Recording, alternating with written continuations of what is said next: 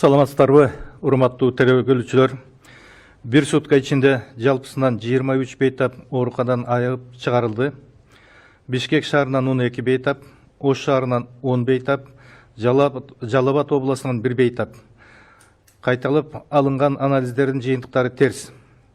Республика боюнча бүгүнкү күнгө чейин жалпы 345 бейтап айыгып ооруканадан чыгарылды. 2020 жылдын 20 апрелине карата республика боюнча тастыкталган COVID-19 инфекциясынын жаңы 9 учуру катталды. Анын ичинен Ош шаарында 4, Бишкек шаарында 4, Чүй областында 1. Кыргызстанда тастыкталган COVID-19 инфекциясынын жалпы саны 665 учурду катталды. Анын ичинен Жалал Абад областында 109, Ош областында 157, Ош шаарында 108, Чүй областында 43, Бишкек шаарында 151, Баткен областында 6, Нарын областында 83, Ысык-Көл областында 8.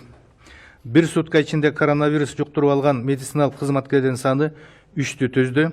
Алардын ичинен Бишкек шаарында 3 медициналык кызматкер. Жалпысынан республика боюнча COVID-19 диагнозу менен медициналык кызматкердин арасында 175 учуру катталды. Анын ичинен 65 айыгып чыгып жумуштарына киришишти. Жалпы катталган учурлардын ичинен 360 аял, 305 эркек, жаңы катталган учурларда 6 аял, 3 эркек. COVID-19 инфекциясынын катталган учурларын жаш өзгөчөлүнө жараша бөлүштүргөндө 15 жашка чейинки балдар 77, 16 жаштан 19 жашка чейинкиси 19, 20 жаштан 35 жашка чейинки 182, 35 жаштан 55 жашка чейин 241, 55 жаштан жогору 146, жалпысы 665. Ооруканага жаткырылгандардын абалы. Стационарда жаткандардын саны 312, анын ичинен оор абалда 13, 6-сы болсо жандандыруу бөлүмүндө. Орточо оор абалда 37, канаттандырырлык 262. Чыгарылды 345, каза болгондордун саны 8.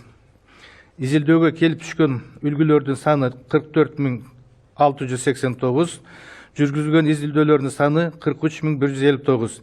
Bir суткада ичинде жүргүзүлгөн изилдөөлөр 1871.